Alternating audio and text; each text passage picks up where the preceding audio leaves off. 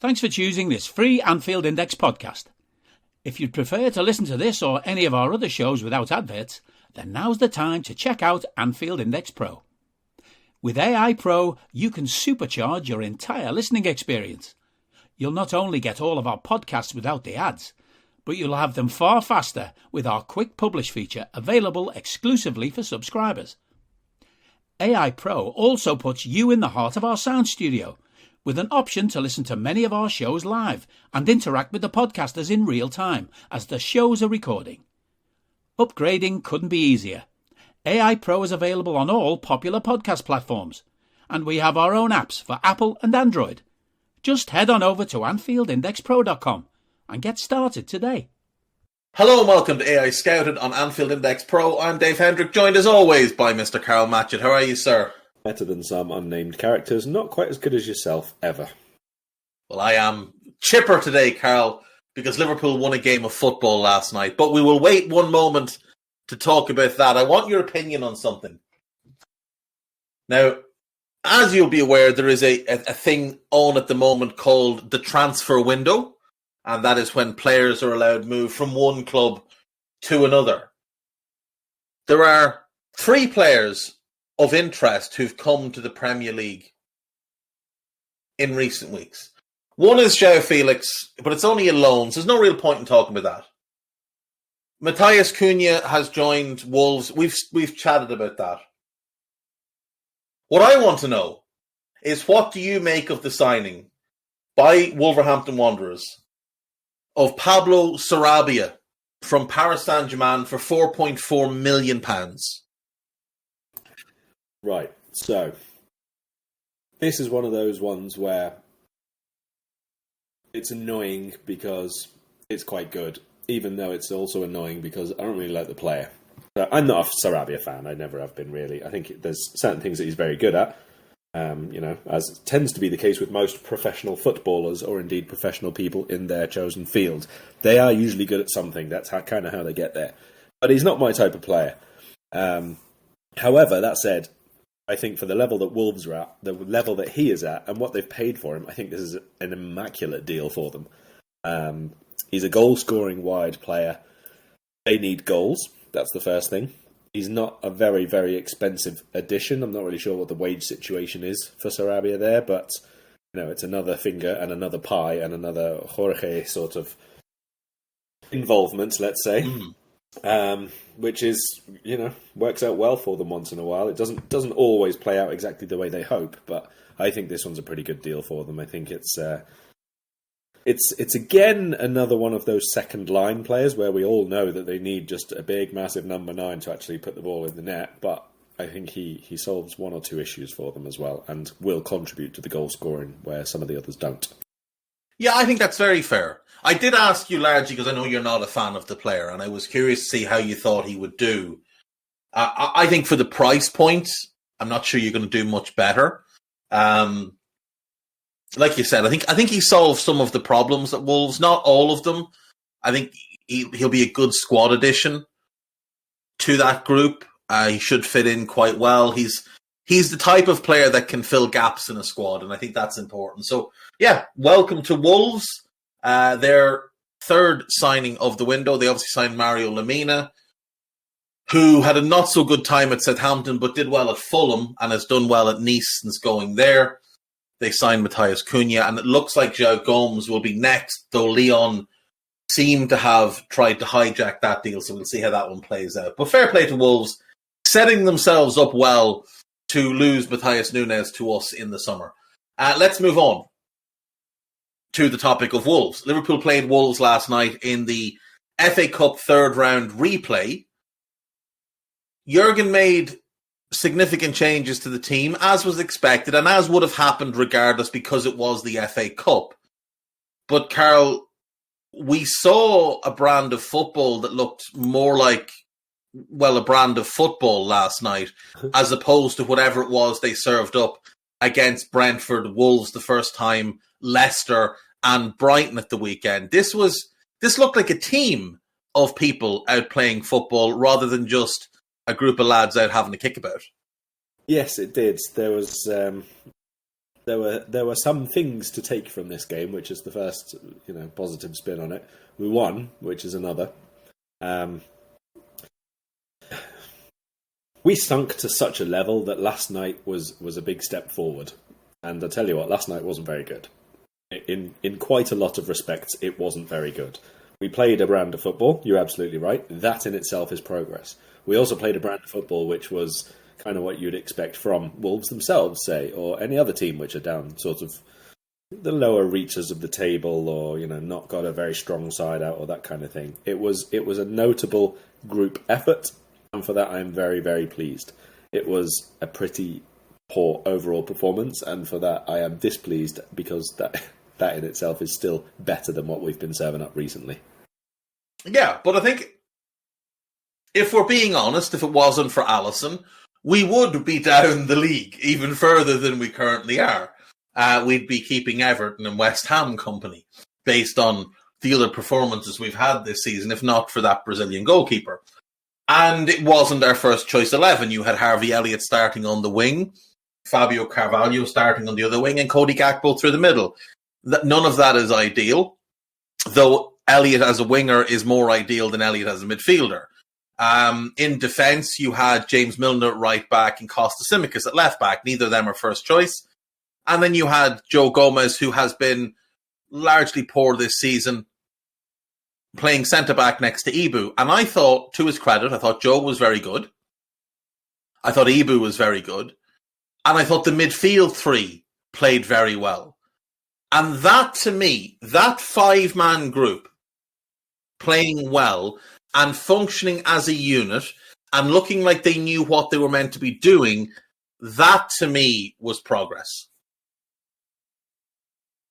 Yeah, I mean, I think, honestly, you can probably pick 8, 9 players and say that this is progress in this position from last night. Like I say, it wasn't anywhere near a kind of sensational, free-flowing, top-of-the-game sort of performance, but there were... And actually, even within individual players that we can mention and say, this was better, I've seen every single one of them play a lot better. All of them. Like, Bajcetic last night was pretty good, but Bajcetic last night, in terms of his passing, was actually a little bit sloppy sometimes, which is normally maybe the best thing about his game in midfield. So, really, really nice to see that there were improvements made and a couple of partnerships developing there that you could see they were actually playing in tandem with each other, like the centre-backs. I thought, like you say, both of them were pretty good. I actually thought both the full-backs, while not actually what you would term good in terms of 7, 8 out of 10s or anything like that, I actually thought they did quite important jobs last night. Even to the extent of Milner and Tsimikas were probably 2 of the top 3, I thought, in terms of stopping Wolves playing just by being shithouses, by falling over and winning free kicks and getting in the way and giving away free kicks and just doing anything at all to stop Wolves playing through that middle part or just slightly wide of the middle part down the channels where we've been having so many problems over and over and over and over again. There were a couple of occasions, both Tsimikas and Milner last night, didn't really have anywhere to go, so just slowed themselves down and then sped it up as much as Milner can for 2 or 3 steps, got past a man and went down and won a free kick. We didn't do anything with the free kick. We didn't go anywhere with the play. But we didn't lose the ball, get turned over and have them counter us with 3 people against nobody because there was a big space where the fullback had lost it. I thought there was a notable step forward in street smarts and actually being mentally switched on in the game, basically. Not great. Decision-making. Yeah, I thought the decision-making was a lot better. Just involving themselves in the match, really. I think you're right. I think you'd classify Milner and Costas as solid last night. Not spectacular, not brilliant, but solid. And one thing that I thought was notable was how they used the ball. They weren't trying to be expansive. They were keeping it simple, and they were trusting those midfield players, namely Naby and Thiago, that I can just give the ball to him, and I'll let him go and do stuff further up, and I can stay here in my position, and I'm an outlet if they need someone to recycle the ball to. But if we get turned over, I'm in my position. I'm not 20 yards ahead of the ball. I'm not out of the game if we lose the ball. And I thought that was a big factor as well, because Wolves had more of the ball and they weren't really able to do anything with it because Milner and Costas were where they were meant to be. And by them being where they were meant to be, it meant that Ibu and Joe could stay where they were meant to be. As opposed to the Brighton game, where Ibu was making tackles at left back, then making tackles at right back, then playing centre back all by himself, because both Joel and Trent had abandoned ship to go wandering up the pitch. This actually looked like a coherent group of players who had some understanding of what they were meant to be doing. You mentioned Basetic, and let's just have a quick chat about him, because he's very clearly a big talent, and he's very clearly somebody the club have identified as a potential first-team starter at some undefined point, because development is not a linear thing and players will develop as they develop.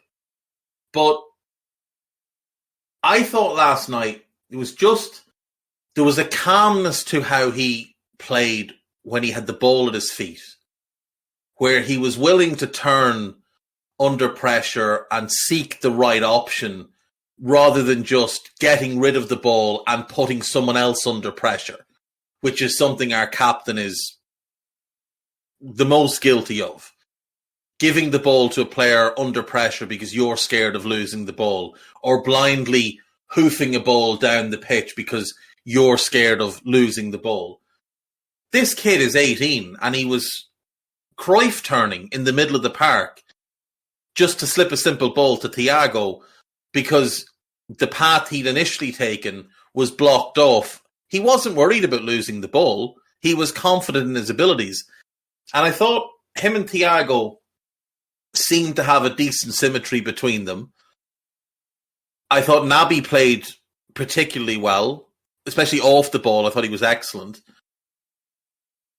And I think Basetic less so, but I think we saw Naby Keita put forward a real marker in terms of this is the guy who should be filling that right-sided midfield role, at least for the time being.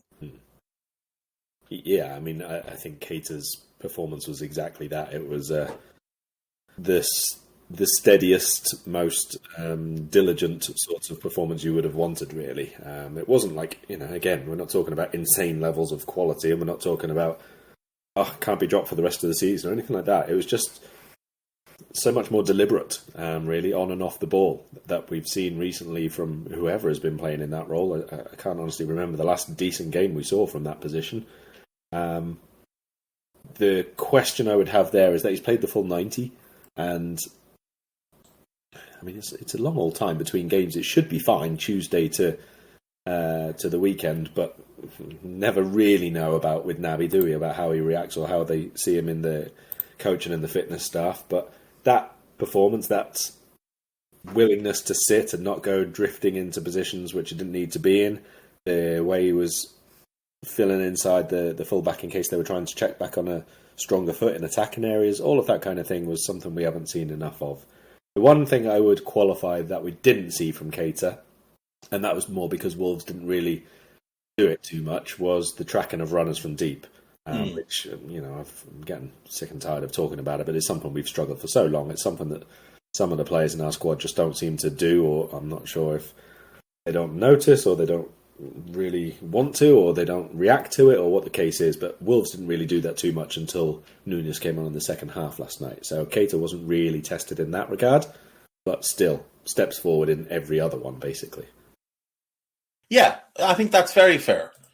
And it has been a bit of a weakness of Naby's as well in the past, largely because he doesn't have the kind of explosive pace. So if someone gets a run on him, it can be hard for him to get back. But certainly in terms of the rest of the defensive work, I mean, at the weekend we saw Matoma just have immense amount of joy going down the left and cutting back in on his right, and our right-sided midfielder on the day just sailing past him and allowing him to come in field with not even a hint of a challenge, whereas Naby was positioning himself well so they couldn't cut back in. Are you that person who has everything? The coolest merch and those must-have fan threads? Well, over at our Anfield Index shop, we've gone that extra mile when it comes to pimping up your Liverpool collection. From our popular range of bespoke design t-shirts, sweaters, hoodies and hats, to our signature edition mugs, prints and coasters, all provided with fast worldwide shipping. We have something for every red. We also stock official LFC merchandise and are licensed with the Premier League and UEFA to sell official iron-on shirt badges and sleeve patches. As a listener to this podcast, you can get 10% off everything with coupon code AEyePro10. Just head over to AnfieldIndex.shop or find us on Etsy by searching for Anfield Index. And I thought that was impressive. The other notable thing last night, Karl, other than the actual team selection, for me, was who wasn't selected. And I don't just mean not in the team. Normally when a senior player isn't in the squad for whatever game, unless it's like an early round of the League Cup, we get a reason. You know, this player's not in the squad because they've got a hamstring injury, or they've got a slight niggle or a knock or whatever, or they're unwell, or they've got personal issues, or whatever the case may be. Last night, Jordan Henderson and Trent Alexander-Arnold were left out of the squad completely. The club didn't give any reason. Jurgen wasn't asked about it and didn't give a reason. Not one of the main patch journalists, not James Pearce, not Paul Joyce, not Dom King, not Neil Jones, not David Lynch, none of them made any remark on why neither of them were in the squad.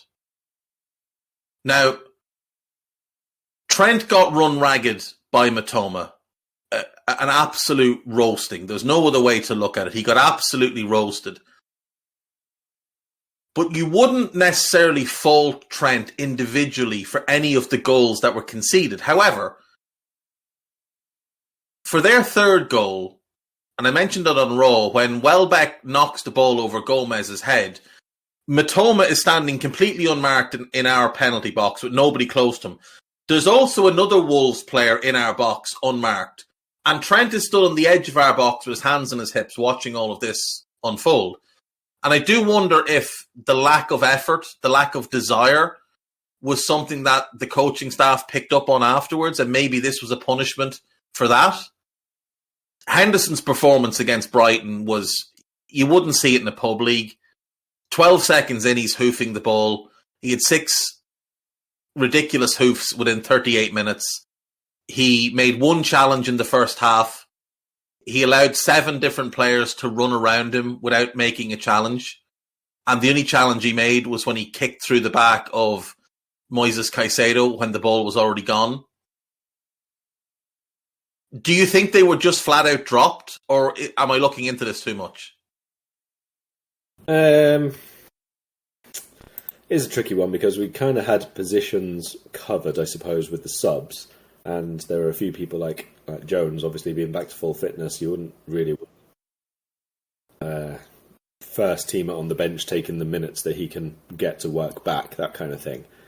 But I wouldn't be surprised if at least a couple of them were. Obviously, the bigger test here is the weekend and who gets left out. Because, to be perfectly honest, I wouldn't imagine that a few of them even wanted to play last night. Like, whatever about, you want to get back out there and you want to put it right and all the rest of it. I'm sure you do, but I'm also sure that after a performance like that and after a result like that, sometimes you just want a few days to get it out of your head and just get back to normal stuff on the training ground and try and sort yourself out first, but without having to go and do a crappy replay in the cup away from home, ridiculous night, playing with a bunch of kids, all that kind of stuff. Probably some don't want to do that. So I wouldn't be surprised if that was partly the case as well. I don't think that either of them are going to be left out against Chelsea, and we'll get to that, but hopefully at least some words have been had, let's say. I get your point, but if Mohamed Salah is happy to go along and sit on the bench and come off the bench in said crappy cup replay, Who the fuck is anyone else to say they don't want to do it? I completely agree. Alisson Becker sat on the bench, knows he's not coming on, but there he is. That could have been Adrian. Alisson didn't need to be brought for that game, but there he was. You know? So maybe there's egos at play, but who knows? Who knows? We'll move on to Chelsea at the weekend. The only real positives of our season have been that Frank Lampard is very slowly bringing Everton into the Championship, and that Chelsea have been hilariously bad, and that Todd Boehly is an absolute moron. These are the funniest things of the season. They're the only funny things that I can find in this season because we're so poor. In the summer, they brought in Raheem Sterling, Kalidou Koulibaly, Carney Chukwuemeka, Mark Cucurella, Wesley Fofana, Pierre-Emerick Aubameyang, and Dennis Zakaria, spending roughly 280 million net in the summer. They also brought in Gabriel Slonina and Cesare Caicedo, which are part of that. That was another 20 million on young players. After a handful of games, on the 7th of September, a week after the transfer window closed, they decided to sack Thomas Tuchel, the manager they had bought all of those players for, and they appointed Graham Potter. They currently sit 10th in the league. They have lost 5 of their last 8 in the Premier League. 5 of the last 8. They have 2 wins in their last 10 in the Premier League.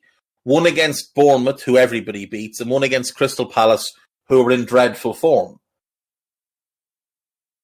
Things have not been good at Chelsea under Graham Potter. They've won 5 league games of the 13 he has been in charge of, and that includes the first 3, one of which was away to Crystal Palace, where Thiago Silva should have been sent off after 6 minutes. They beat Wolves, who were bottom of the league, and they beat an Aston Villa team that were very clearly trying to get Steven Gerrard sacked. Then they drew at Brentford, drew at Chelsea, got hammered by Brighton, lost to Arsenal, lost to Newcastle. Then, like I said, they beat Bournemouth, drew at Forest, lost to City, lost to Fulham, and beat Crystal Palace. That is appalling by anyone's measure. And their reaction to that has just been to spend more money. So in this window, Benoit Badiashile, David Datro Fofana, and Mikhailo Mudryk have arrived, as well as Andre Santos, who's a young player that they paid about 18 million for, and João Felix in on loan. Inclusive of the money that Todd Boehly has guaranteed Leipzig for Christopher Nkunku, which is a deal that's done for the summer, and the money for sacking Tuchel and hiring Graham Potter, we're looking at a spend of in the region of 500 million since Todd Boehly took over, Karl. That is magnificently stupid for a team that currently sits 10th in the league. It has been quite a wild ride watching Chelsea, to be perfectly honest. I mean, they are, I'll be perfectly honest, often the talk of the office, and talking about, direction and how clubs are run and all the rest of it. And they're always put forward as like, are they the currently worst run club until, they get themselves sorted out and finalise their hirings of all key appointments and all that kind of stuff. And I must be honest, every time it comes up, I still put forward Everton as the counterbalance to this because, I feel I must. I feel it's on me. It's obligated that I do this. And just about Everton are still ahead of Chelsea in that ranking, I think. But the scattergun nature of this, the very, very different people who are making decisions about certain things, especially the recruitment, the varying amounts to which they are prepared to spend on certain players and not on others, other targets that they've had along the way is revealing, let's say. And again, I think that this comes back to the fact that it's been very scattergun, not just with the recruitment of players, but with the recruitment of off-pitch personnel, let's say, people who are going to be the decision makers going forward, and Todd Bowley steps back a little bit away from the player recruitment side.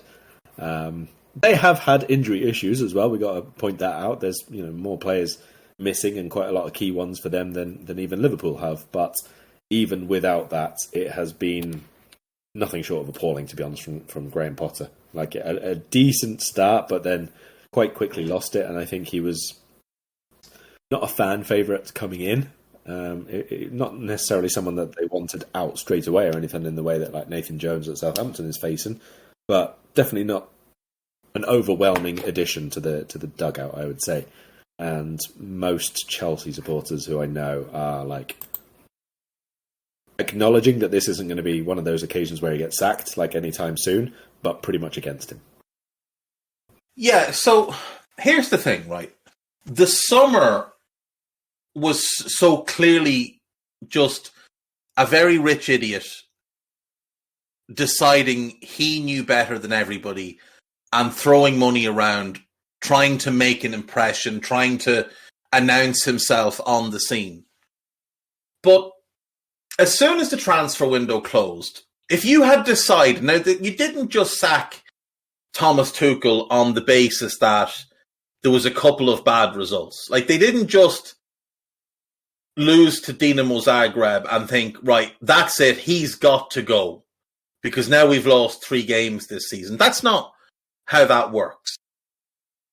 Clearly, the decision that they wanted to move on from him had been made a little bit before that, because they'd clearly appointed Graham Potter. They'd clearly talked to Graham Potter in advance. They didn't get Graham Potter done in a day. So, to me, right, he appoints himself as the interim sporting director, which is just hilarious to begin with. Surely when the transfer window closes, all focus needs to go on appointing a sporting director. And you say to him, we're going to sack the manager, you're coming in, and then you're going to be heavily involved in picking the next manager. And then you're going to fill out the rest of the staff. You're going to go and find the people you want to help you run the recruitment side of things. But instead, they go and they get Potter. They go and they steal scouts and recruitment people from Southampton and from Brighton and from elsewhere. Many of whom, by the way, perform the same function. So I'm not really sure whether it's just an idea that, if we have all the smart people in a room, they'll come up with all the smart ideas. But what happens? Like, we're 6 months in now. There's been no mention of them even being close to finding a sporting director. The only name that continues to go around is Michael Edwards, who doesn't seem to have any interest in that job. And I think that's in part also lazy journalism that, not by good journalists, but, the crappy outlets will just report any old crap to fill column inches. Like, when I see something in the Express about Michael Edwards to Chelsea, I just think, well, you were starved of something to put in that column, so you've put this in, but there's no real substance to it. What if they appoint Paul Mitchell? Let's just pull a name. Paul Mitchell from Monaco. And he arrives and says, well, hang on, I don't want to work with him, or him. I want to bring my people with me. The people that I trust, that I already have a relationship with, that we already have a working method that is proven. Do they then turn around to Joe Shields and the rest and say, look, we know that, you got your job at Southampton, and we promised you the sun, moon, and the stars, but we actually don't want you anymore. So thanks and goodbye. Like, it's completely the wrong way to operate in every way. Now, you are right. Everton are the worst run club in England, but for very different reasons. Largely because their owners just don't care anymore. They've just sort of given up on the whole thing. But Bowley is trying far too hard, in my view, when really the move in the summer was, let's assess, do we want Thomas Tuchel? If we don't, let's get rid. If we do want Thomas Tuchel and we're going to back him, let's get a sporting director he knows and let them work together. Let us, even if it's a year of transition, let's spend carefully. Hello, I'm here to annoy you. I'm here to annoy you into listening to more of me and more of others on EPL Index. We don't just have the Anfield Index stuff. We've got EPL Index as well, which covers the entirety of the Premier League. And we have 3 podcasts and a whole bunch of really good writing on EPLindex.com. The podcasts are my own two-footed podcast, which is every day at 4 p.m., Monday through Friday, covering the whole league. We have A Tad Predictable, hosted by Tadiwa. You know Tadiwa, he does Anfield Index. He presents A Tad Predictable before every Premier League match week. And then Kevin DeVries and his crew on the EPL Roundtable, they're every week after the Premier League match week. So make sure you listen to everything we're doing on EPL Index and follow us there on Twitter at EPL Index. Thank you. Bye-bye. And save our powder, or keep our powder dry for next summer, where Tuchel can be really honest about who he wants to keep and who he doesn't. Where we have an entire year to identify and work on the targets that we really want. Because all they've really done is make a rod for their own back. And I mean, things like this Mikhailo Mudryk deal, Karl, I mean, I'm struggling to think of a bigger overpay for a player. Now, Arsenal were willing to pay the same amount, just in a different structure. But in the summer, you probably could have had this kid for 15, 20 million. Now you're paying 89 million for him? I just don't see how any smart people would make that decision. I mean, like, might as well start with Mudryk, I guess. Might as well start there because it's the most recent thing, right? The problem I have is not that he's a lot of money, because it is. It's an absolute ton of money. And it's not even that I don't even know that much about the player, because, you know, that's just the leagues that I watch and don't watch. I don't really watch Ukrainian teams at the moment because there's not enough visibility for them. There's, you know, it's a very difficult league in terms of the competitiveness, obviously, with what's going on off the pitch and all of that kind of thing. It's not even the fact that Mudryk has to be the same value for money, let's say, 9 times as good as Kvicha Kvaratskhelia has been for Napoli, having signed him in the summer for the same position, let's say, in terms of what they cost. The problem that I have is that Chelsea... How do I phrase this properly? It's not like Chelsea needed this one position, right? It's not that they've identified this is the position that Graham Potter needs and this is the style of player that Graham Potter needs. This is the absolute pinnacle of that position that Graham Potter needs to put his system into place. These are players that they're bringing in for the way that they want to play, based on the type of player profile that they want to be bringing through. People like Carney Chukwuemeka, for example, a younger player who's got a higher ceiling, fine, cool. And Mudryk has a higher ceiling. Cool. But how much higher do you need him to go now to be worth the amount that you've paid for him? And on what balance are you judging him to be capable of fulfilling that? Because you look at the number of minutes that he's played, the number of appearances that he's had in a top-level competitive environment, it's not really comparable to anybody else who's gone for probably within 60-70% of that amount of money for that level of league that they've been playing in. He's had a couple of Champions League appearances, of course, and that's fine, that's good. A little bit of international experience. 73 senior games in his entire career, Karl. Yeah, it's a club and country gamble for that amount of money. And again, that we're talking about a club here who, again, they have injuries, and that's, you know, a current thing. But a lot of players who are a very, very similar playing profile to Mudryk, like not huge difference between him and, let's say, Christian Pulisic, for example, in terms of area of the pitch, ball carrying, what they look to do in the final third. Obviously, there's going to be a huge disparity between them in terms of personality and dressing room and how much they think that they're going to be on the pitch and maybe their salary as well and all that kind of stuff. But I'm saying here that right at this moment in time, if you're team building and you've taken it upon yourself to do the team building, more or less, you're not necessarily bringing in the most important positions. You're not necessarily bringing in the characters. There's absolutely no way in hell that Mudryk, at the stage of his career that he's at, is a leader, somebody to come in and be a focal part of Graham Potter's message, let alone the playing style. Nothing like this is going to be the case with him. If he turns out to be a great player, then cool, fair enough. But they're not doing that and everything else as well this month.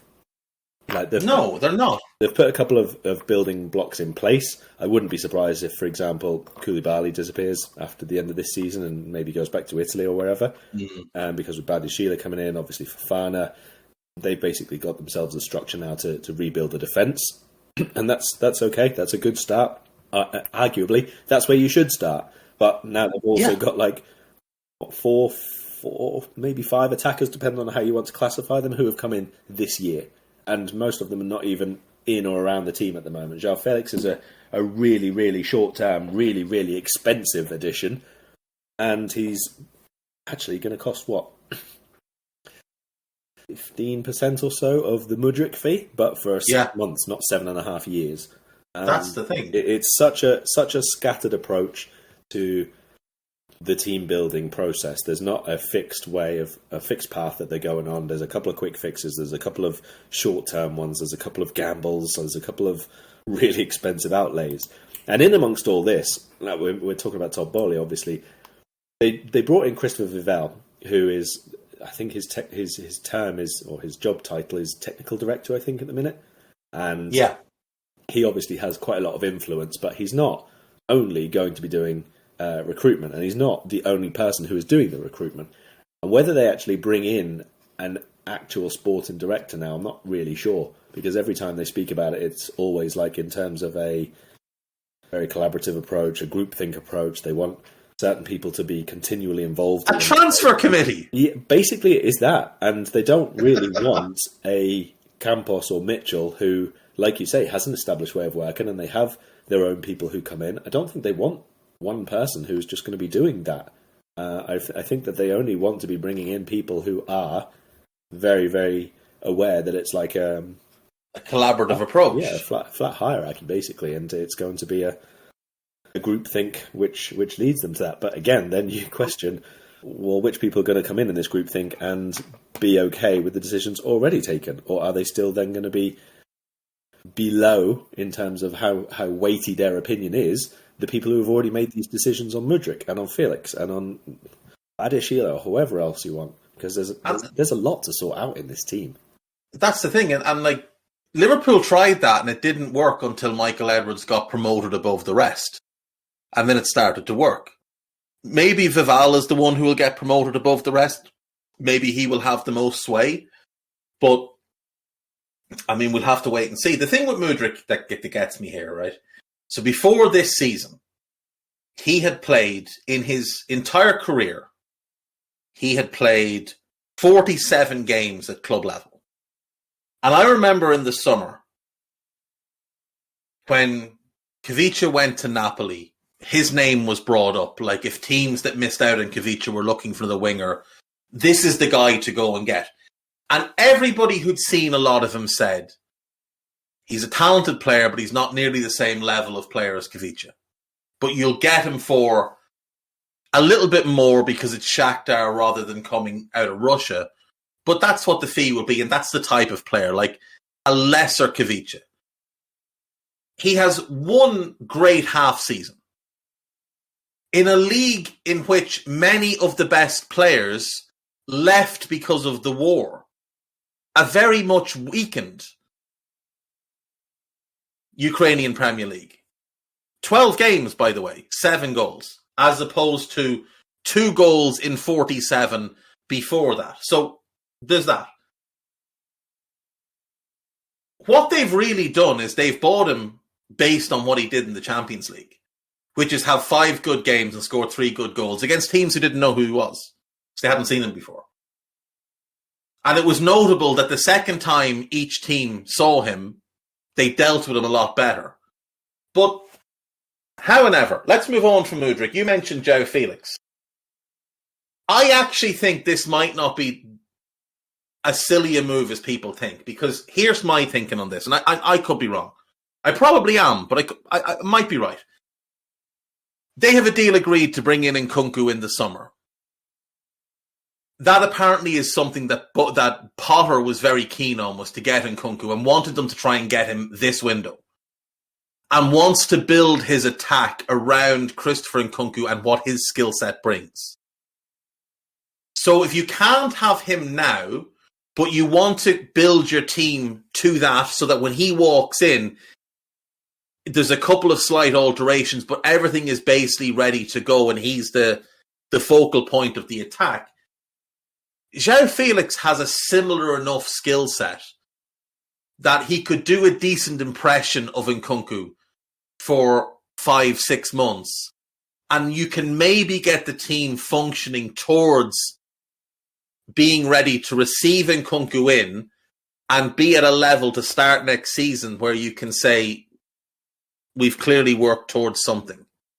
That's the only logic I can find in signing João Felix on loan for that kind of fee, covering all his wages with no option to buy.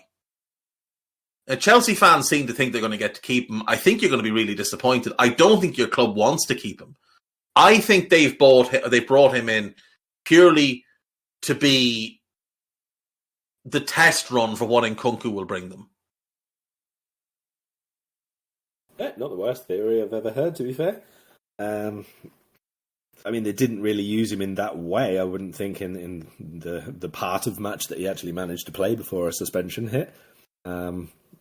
Didn't really hear any comparisons with Darwin Núñez at the time. I thought I was going to be honest, in the days afterwards, but not on this occasion. Chelsea bad doesn't generate the same type of hype as Liverpool bad. There is that. Look, I'm going to live in denial for the next 5 months and remain convinced that we will gazump Chelsea to the signing of Nkunku, because otherwise, what the hell have these podcasts been about for the last 3 years? All my life wasted, basically. Look, they've done some good things. I think Fofana and Badiashile, like I'd look at that and say that is a long-term centre-back pairing that could be very, very good. They're both really talented players. They're both players with a lot of room to develop.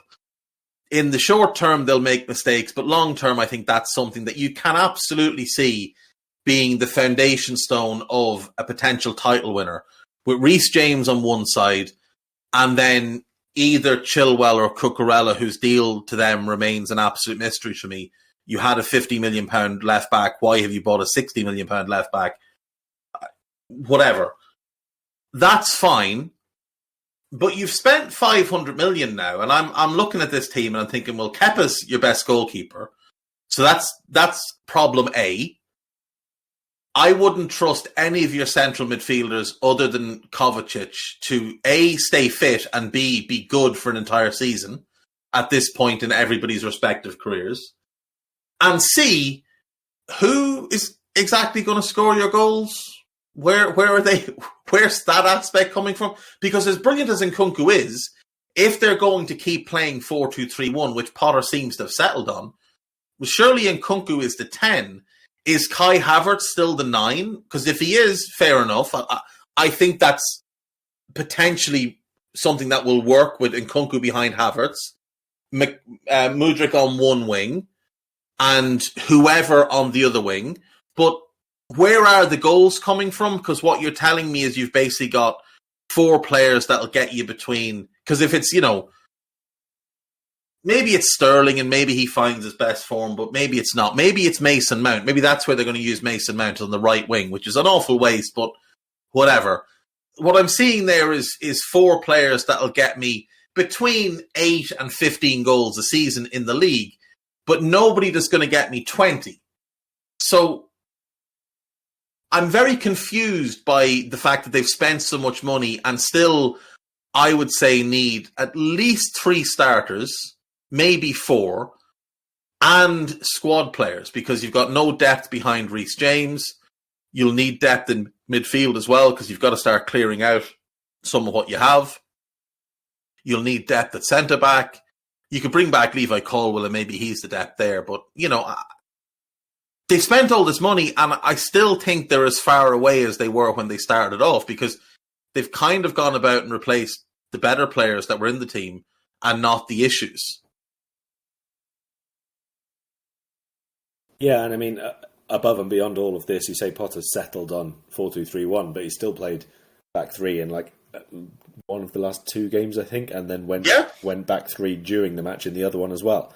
And he is probably the most renowned manager in the league for chopping and changing mid-game as well.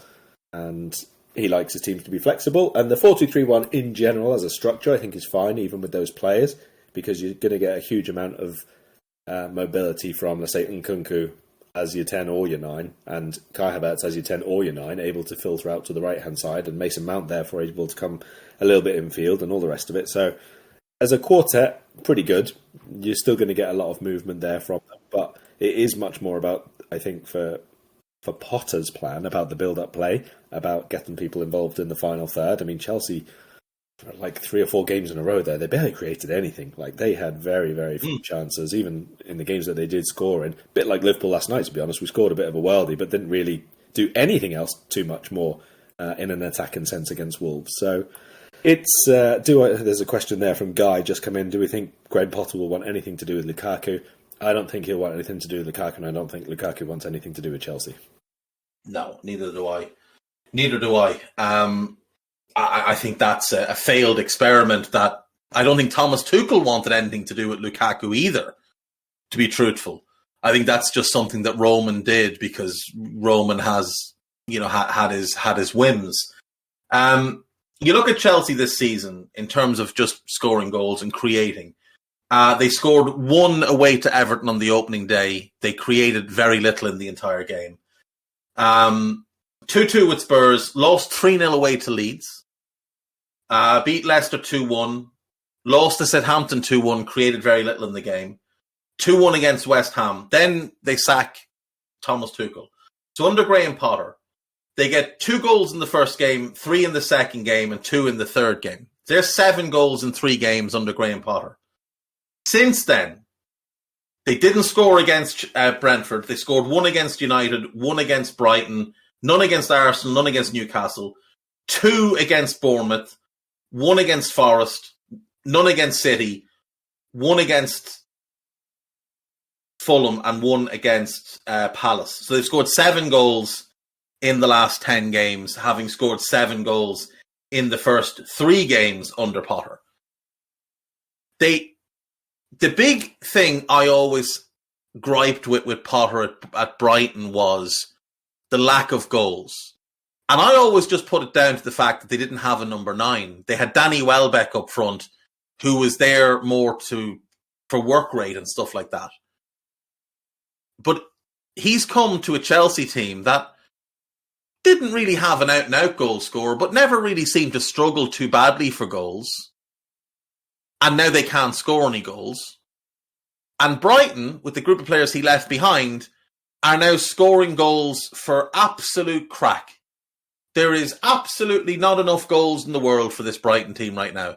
They're banging in 2s and 3s every time they set out in the pitch.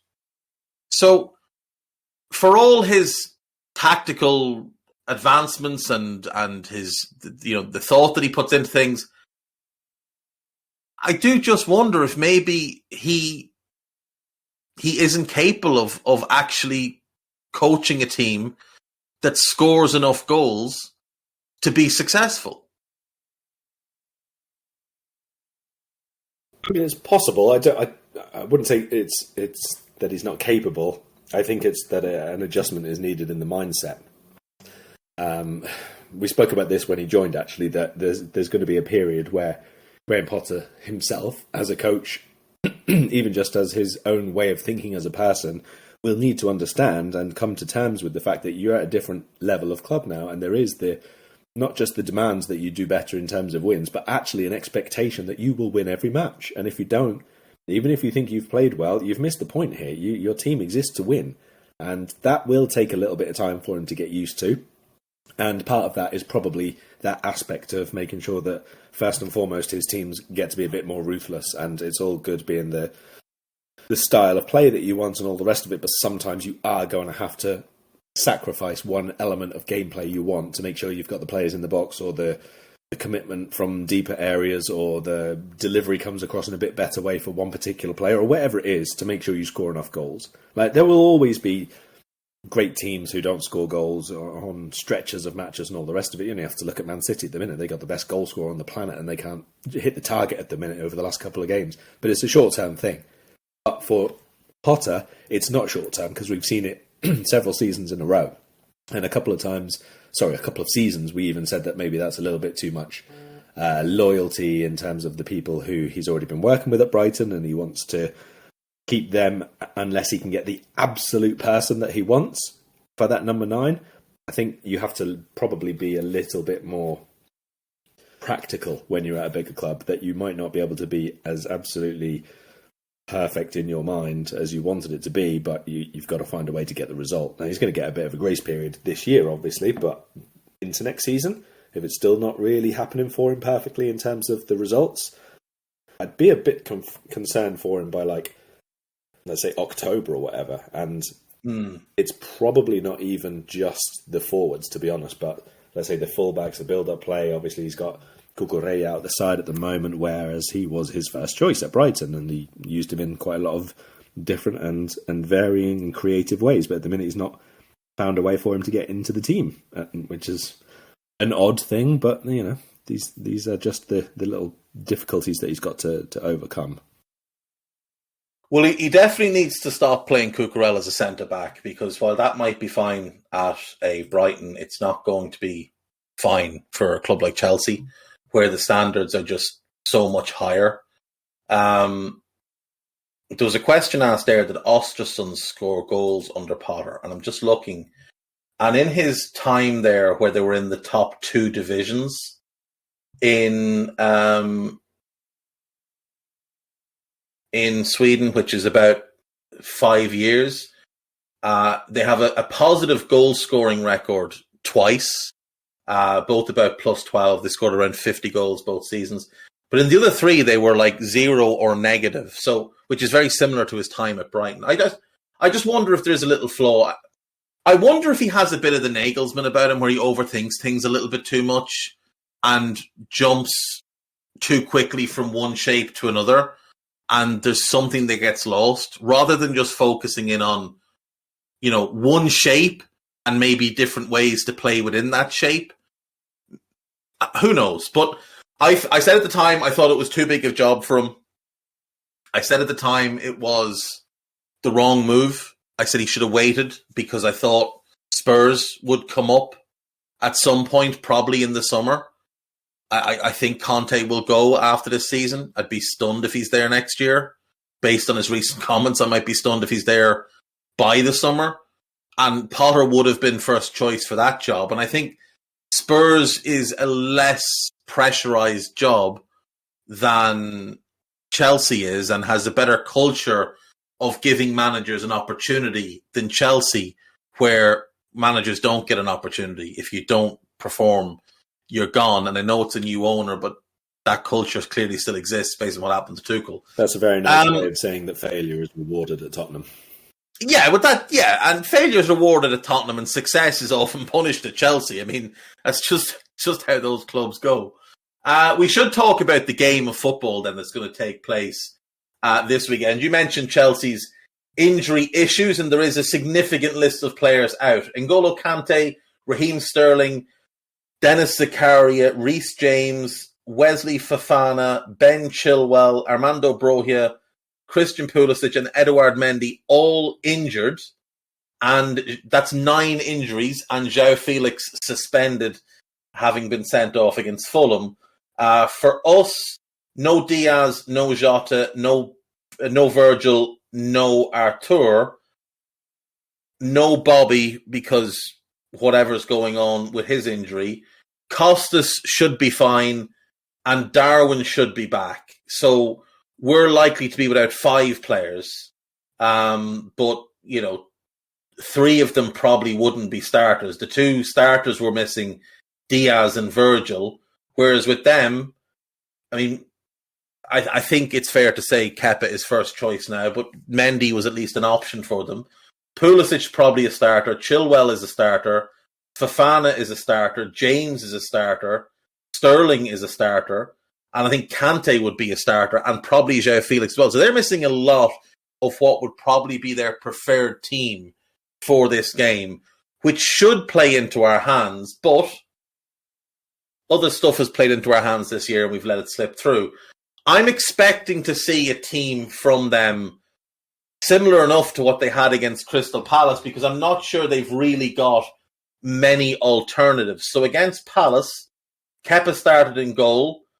I'd imagine that will stay the same. Then it was Arrizabalaga, Chalobah, Thiago Silva, Badiashile, and Hall played left back. I'm kind of expecting the same unless he decides to put Aspie at left back. I think maybe Azpilicueta to start right back. And Hall left back? Yeah, I think so. I think Hall stays in the side, to be honest. I think he played well. He looks a real player. Yeah, I think he's more or less won himself a starting spot at the moment. My only doubt is whether Badiashile plays again alongside Silva, or it's Silva and Chalobah, because Chalobah's played the last few games and seems to be someone who he does like in the side, but I wouldn't be surprised to see, like I said, Azpilicueta come in against us. So in midfield, they started a Conor Gallagher, Jorginho double pivot. And I'd be surprised if anyone was impressed by said double pivot. But Kovacic did come off the bench, and I would be shocked if Kovacic doesn't start against us. Yeah. So I'm guessing Kovacic and Jorginho as a two, if he goes with 4-2-3-1. Yeah, it would have been Mendy, Zakaria and Kovacic, but Zakaria is out as well. Yeah. So, yeah. The three behind the one was Ziyech on the right, Chukwuemeka as a 10, and Mason Mount on the left. Now, they don't really have many options because of the injuries to Sterling and to Pulisic. But I'm guessing Chukwuemeka drops out, Mount plays as the 10 with Ziyech one side, and maybe we see Mudrik's debut on the left. I can think of no reason why Mudryk wouldn't play. He's been playing, he's fit, he's ready, and he cost them €100 million. So probably play him. The only thing I could think of that he wouldn't play is that he's absolutely distraught by this transfer, having spent the last few months twerking for Arsenal and tweeting and Instagramming about Arsenal, and he has said nothing on his social media since he joined Chelsea. Nothing. Yeah, but I expect that he starts on the left, and then Kai most likely starts as the 9. So it's a decent team, but it's not a great team by any stretch. There's a lot of weak points in it. Both fullbacks I would identify as weaknesses. I think Thiago Silva's lack of pace cost them every game. They just get it. Like against Palace, the official Chelsea account tweets out, "How good is he?" He was at fault for 3 chances that Palace had. Just because they didn't score from them doesn't improve his performance. This is the Lovren treatment. Now, he's a lot better than Lovren ever was, but he is a bit of a liability because he can't really run. So I think that defence can easily be got at. The midfield, Jorginho's never going to be a player I'd want in my midfield. And that front four, Ziyech, Mount, Havertz is a little bit one-paced for me. So I could see a lot being filtered out to Mudryk. And that will make him obviously their danger man, especially considering what Matoma did to Trent. But I think if we can stop the supply to Mudryk, I think there's a lot of ways we can get at this team. I mean, there should be. There should be quite a lot. I mean, you're talking just in that 11 that we've mentioned, a new centre-back partnership, because Badiashile's only just signed, a new entire left flank, because Hall's only just come into the team and Mudryk has just been signed. Jorginho's been out the side for as long as somebody else has been fit, basically, because he's not been playing well at all. Ziyech, again, another one who's only just come back into the team because of injuries elsewhere. It's not a stable or cohesive unit. There are a lot of areas where people haven't been playing alongside each other or haven't been playing in partnership with each other for quite a while now. And the build-up play is okay. Like, I don't mind what Chelsea do in terms of the build-up play, but defensively they've been all over the place. Like, really, really poor. Worse worse in the back four than Liverpool have been in the back four. We know where Liverpool's problems are. It's ahead of the back four, not shutting down play and not tracking runners and all those other really, really lovely things that we don't really want to go over right now because we've spoken about them so much of late. But Chelsea's are actually in that back line. That's where they've really, really struggled. Against Fulham, I mean, Fulham could have scored like 3, 4, 5 more goals than they did because they were just all over the place positionally. And that was Fulham without Mitrovic as well. Mitrovic, yeah. Like Chelsea could have been 3 up themselves because going forward, I do think that they played well and they created enough chances. And Leno did, pretty well, all things considered. But it's at the back, and they were playing a 3 in that game. But like Koulibaly, Silva, between the two of them, loads of spaces. Chalobah, I thought, had a nightmare that day. Azpilicueta as a wing back, in the bin. He's not. Even at his best, he was debatable as a wing back because he had decent delivery from deep and all that. But no, he's not a wing back anymore. No, if you're playing a wing back system, you played Aspie as one of your centre backs. Yeah. You didn't play him as a wing back. But obviously Koulibaly's had a really poor season. But I do feel for him a little bit because he's having to do a lot of heavy lifting there because Silva does Silva things in a very small little area that he's willing to play in. And Koulibaly was having to do an awful lot. And he's the type of centre-back that, again, wants to play in his little box and not have to cover for somebody else. And I do wonder if Koulibaly had played next to Fofana for 10 games, what that pairing would have looked like. I think it would have looked pretty good, if I'm being honest. I'd like to see Fofana, Koulibaly and Badiashile as a back 3. Because I think then you might get the best of Koulibaly. Not the best, because I think that's probably behind him, but, I think you get a much better version than what we've seen. I think they're there to be got at, and I think we should be going into this game confident. But we've been so dreadful that confidence is probably the last thing we have. For us, Karl, Alisson starts in goal. I assume Trent comes back into the team. I assume Robertson comes back into the team. But I think it's absolutely imperative that the same centre-back pairing that started last night start on Saturday. You're not tempted by Milner against Mudryk? No. Okay. No, I wouldn't be against him booting Mudryk into the stands and getting a yellow card after 8 minutes and then coming off once he's hobbled Mudryk. Because maybe Mudryk with a dead leg, Trent could probably deal with.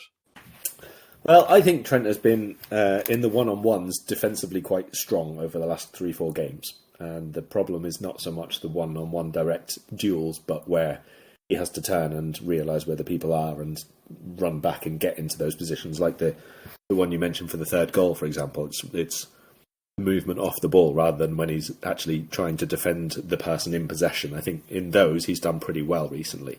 Even when he's been torn by Mitoma and the rest of it, in terms of his sticking with it and keep going at it and winning quite a few of them himself, he's done all right. So I'm going to back him to do okay against Mudryk, which is largely born of absolutely nothing that I really, really want and need him to. But yes, I agree with you in the centre. It's got to be Gomez and Konate for this one.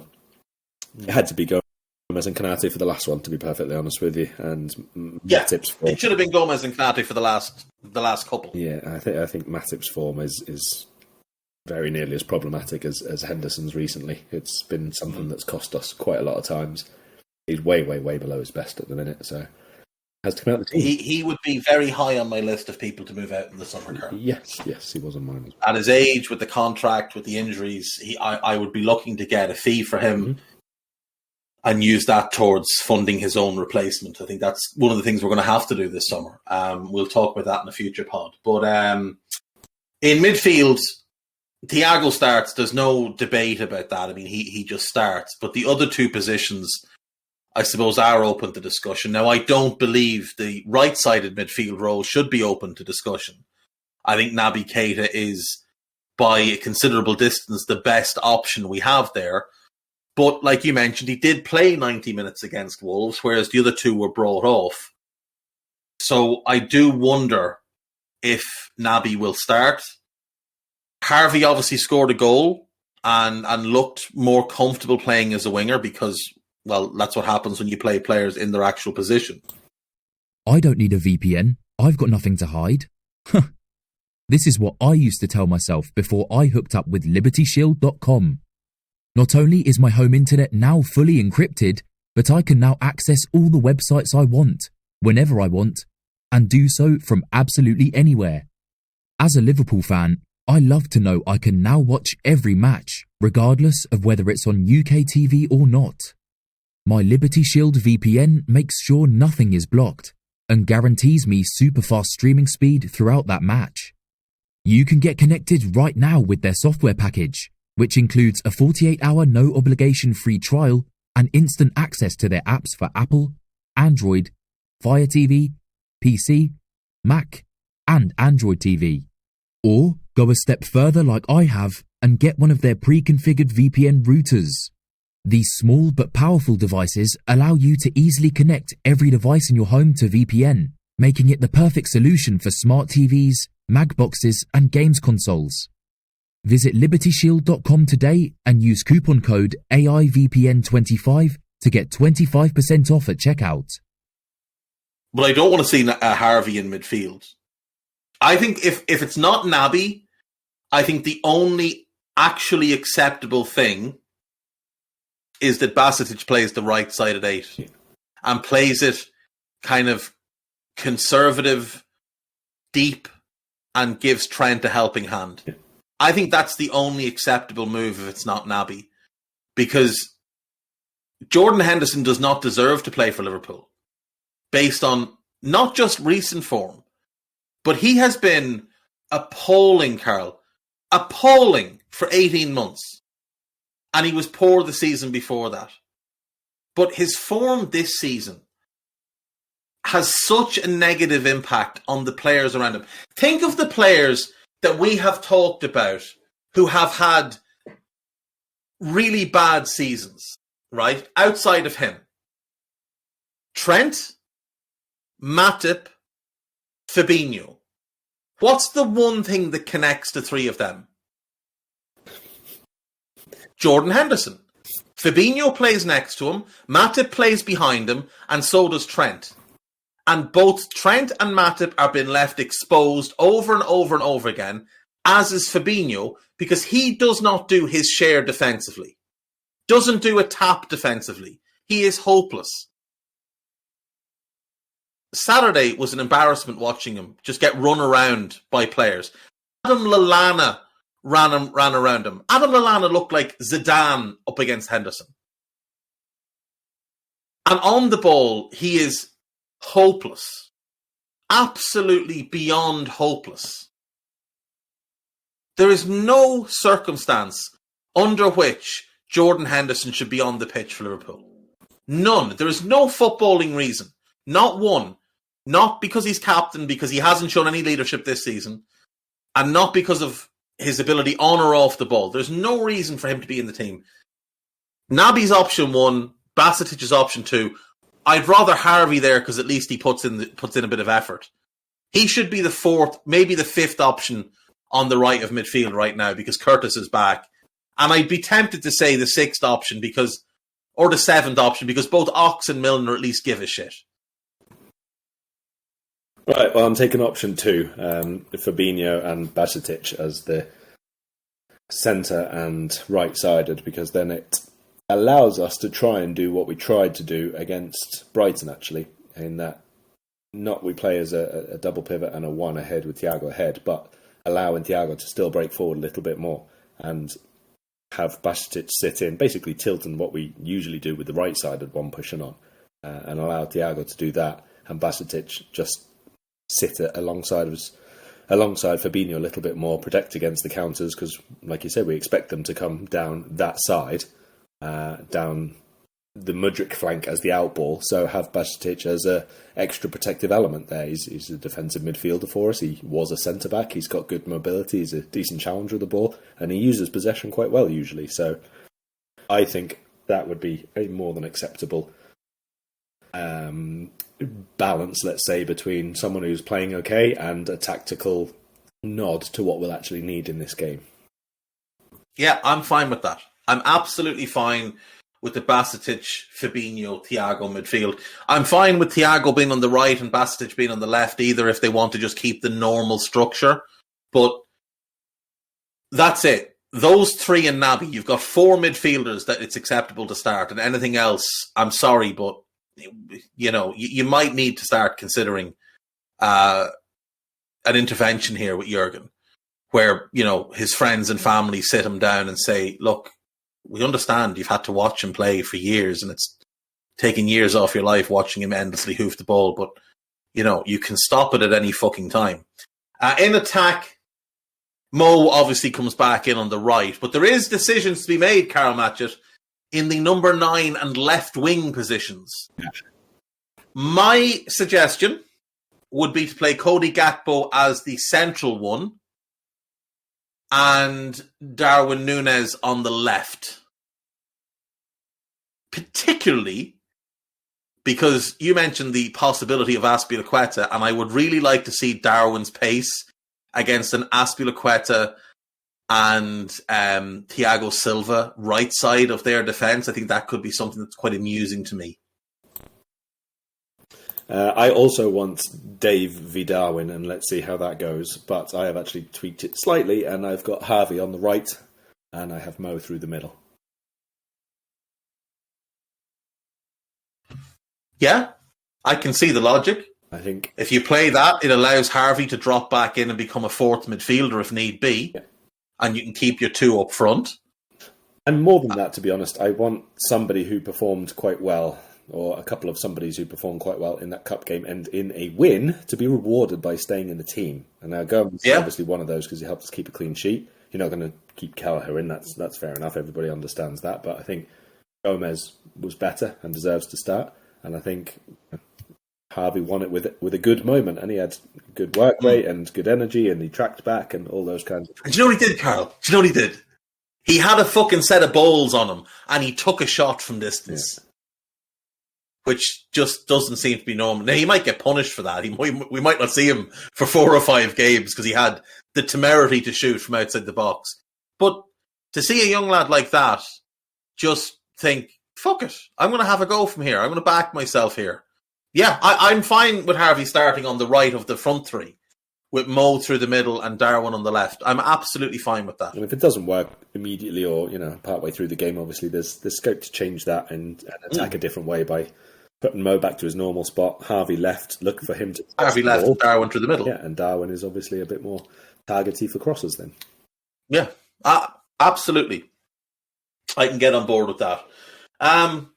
So... Are you allowed to predict this game? I was counting back before. I think I'm allowed to now because, I didn't ever get any official confirmation, but I assume it was the standard 3-match ban for... So cup competitions will, of course, be included. Well, absolutely so, yeah. So it was the Leicester game that I got suspended for, and we've now had Brentford, Wolves, Brighton, and Wolves again. So that's 4 games. I think that's probably enough. That's fair enough. And she's not in the chat, so she can't give out. So... Hi, Lisa Marie. Right, so I am going to ask you now for your prediction. I am going to go for a 1-0 win to Liverpool. I don't think it's going to be very pretty, but I think we maybe rediscovered or remembered enough things about being compact and working hard and being a team in the last match to hopefully replicate that and make it very difficult for Chelsea to play in behind us, because they love everything to feet and everything in front of the defence and all the rest of it. So with a bit of organisation and a bit of hard work, I reckon there's another clean sheet to be had here. I'm feeling rambunctious, Karl Matchett. Oh my. I'm spurred on by the joys of winning a football match. Are you sure you're not spurred on by the sounds that came before the football match last night? So we'll just take a little tangent here. That is one of the funniest things that's ever happened. But I was watching, I don't know if you've seen the clip with Laura Woods and Ali McCoist, where they're talking about it. And Laura Woods said, I'll just leave it to you, Ali, to describe those noises. If you haven't seen it, it's floating around on Twitter. It's absolutely brilliant. Fair play. Those two are very good together, actually, Laura Woods and Ali McCoist. The guy who did it, or the guy who's taking credit for it, is actually banned from setting foot in any sporting arena in the UK. So he might be getting himself in a bit of trouble because I think he ran onto the pitch at some England cricket match and collided with one of the players or something like that. So yeah, it was very funny. And the fact that it was like a really old shitty phone as well just made it even funnier. I am going to pick a Liverpool win because my attempts to reverse jinx last week backfired spectacularly. I'm going to give two predictions. Okay, I'm going to give the Jurgen doesn't bow to internal pressure in his mind and leaves Captain Hoofy sat where he belongs, which is in the stands. If that happens, I am going to suggest that we win this game 3-1. If Captain Hoofy does play, I think we lose 2-1. If he starts. Guy is letting us know that Ben Chilwell and Reece James are both back in training by the looks of things. I have a tough time seeing Potter putting them both straight back in. James, not Chilwell. But the last time he put James back in when he just recovered from an injury, he got injured straight away. Yeah. So I think he might leave him out. Back in training is very different to being match ready, though. We know that. Exactly. And we don't even know if they're back in full training. They might just be back in training, back out on the grass. And they might not be doing full sessions yet. Let's see. I think this match, while you look up whatever it is you're looking up, will be the first match of 2023 that we've both predicted Liverpool to win, which is encouraging for the weekend, but pretty dismal for the current state of affairs. Yeah, very, very much so. Very much so. I'm going to go with 3-1 as long as Special Officer Hoofy doesn't play. And that is a Scary Movie reference for those of you who are wondering. Karl does Lord of the Rings references, which I miss every time, and I bring you Scary Movies. So there we go. It would be very Chelsea just for Kante to reappear for one game and then disappear again for a couple of months. But it looks like he's still out for at least another 6 weeks. So, fingers crossed he stays in his recovery bed. We need to win this game. We have to win this game. If we don't win this game, Karl, we're going to end the weekend in 10th. And I can't be a fan of a 10th place team. I'm better than that. Forget the rest of them. I can't be associated with a 10th place team. It's bad for my brand. And we could end up leveling points with Unai Emery's Aston Villa. It'd be horrible. Not having it at all. Win the game, and we could go back as high as 6th. Ooh. The heady heights. Look, we've got 20 games to save ourselves. We've got 20 games to claw back a 10-point deficit on United and Newcastle. Newcastle have played a game more than us. We've got 20 games, and it needs to start this Saturday. No longer is it going to be acceptable. And if it goes wrong, then I will be on Raw after the game, and I will call Jurgen a couple of names and get all upset with myself. But that's just how it is. Are you on Raw this weekend? Is the question. This weekend, I'll also be checking. There we go. Can I ask you, if we win this game, right? And you mentioned, go up to the heady heights of 6th, which could happen. It could happen. We would be. It's like been managed by Rodgers again. Yeah, we would be on 31 points, level with Fulham, who would be on 31 points, and just behind Tottenham, who are on 33 points. And on Monday night, it's Fulham versus Tottenham. Who would you be wanting to win? What an odd question to have to ask. A bit mad. And while we're on the subject, Mr. Antonio Conte did not come knocking on my door because he just would have been showing a massive scoreboard. No, he was far too busy demanding that others within Chelsea step forward and take their share of the blame for what's going on. He is definitely setting up his exit, I think, from Chelsea. Tottenham. Or from Tottenham, rather. Maybe he'll be Chelsea manager again by the end of the year. You never know. Who would I want to win? Right, if we win our game, we will have played the same number of games as Spurs then. No, actually, see, here's the thing. Spurs play City. Let's assume City beat Spurs because although Conte tends to do well against Pep, but let's assume City beat Spurs. Conte doesn't do well in any of the big games. That's the whole point of the thing. So Spurs would have 33 points from 20 games. Fulham have 31 points from 20 games. We have 28 from 18. So we'd be level on points with Fulham with a game in hand. On both. 2 behind Spurs with a game in hand. Yeah.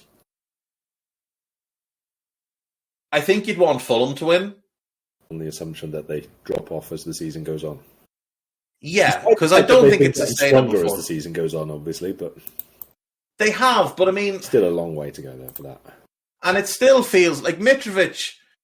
He's had a couple of niggly knocks here and there that have cost him some games, and there is a lack of depth in that squad, and you also have to wonder, like, how long can they sustain playing the same 13, 14 players over and over and over again? Same thing I ask of Newcastle. I think Newcastle and Fulham will drop off. I think Arsenal will drop off. I could be completely wrong about all of them. I think I would rather Fulham win the game than Spurs win. Just because, realistically, it doesn't matter because it's the teams above them we need to keep our eye on. So we as a club actually shouldn't even be looking at them. We should almost be just laser focused on United and Newcastle. Nothing else matters. United and Newcastle. Claw them back and see where we are. That would be my approach to it. If United win tonight, they will go second. But then if City win, they will retake second. United would go third. But that would then be a 13-point gap to United, admittedly, with a game in hand. So Newcastle are really the team that I'm looking at. Where are they? They've got a game played more, they're 10 points clear. We win our game in hand, it's a 7-point gap. That's the only thing we should be focused on now. Overhaul Newcastle, and then we'll worry about what else is going on. Spurs don't look like a team right now that can go on a run. And I don't see anybody else. Like, I don't see Chelsea getting their act together to get top 4. I think it might just come down to us and Newcastle. Well, it's very optimistic given our current position, but okay. It is. But if we win, we'll be 6th, Karl. Did you not hear that part? Right, we will leave it there. Thank you, as always, for listening. Karl, do you have anything to plug? No, have you insulted any more Mad Italians? Not yet, but I'll see what I can do for the weekend. But in terms of... I'm amazed you haven't had, 6 different Todd Bowley articles. Surely that's just low-hanging fruit for the newsroom. What madness has this idiot gotten up to today? It just feels a bit overdone. Every day there is something else to do, so people are doing it, and I could do something, but by the time I publish it, to be honest, it'd be out of date. You'd be doing something else anyway. So he'd have bought 6 more players. Yeah, look, press because this podcast's been 4 hours long, and by the time anybody stops listening, it'll be time for kickoff anyway. This podcast's been an hour and 20 minutes long, was delayed 20 minutes because of you, and that's just what the truth of it is. So when Guy updates the scoreboard, and actually before we go, we must bring in Guy Drinkle for both an update on the scoreboard and also a bit of Unai Emery watch. Guy Drinkle. We have the Danny Ings derby. Oh, yes. Villa are away at Southampton for a 3 o'clock kickoff. VPN ad will be at the end of the pod. Southampton obviously remembered how to play football, but it was against Everton. Whereas Villa, with Emery's fantastic code, are on the up. But they have some of the weirdest players in the league, because Leon Bailey is either really good or some bloke at the park. So they're still a funny team. And scoreboard-wise, I put it in earlier. Let me scroll. We were talking about Kukureya's hair for too long. So the lateness scores. I put it me and you at 10, Dave, because there was one I was late for, but that was I said I was out, and then we changed podcast we were doing.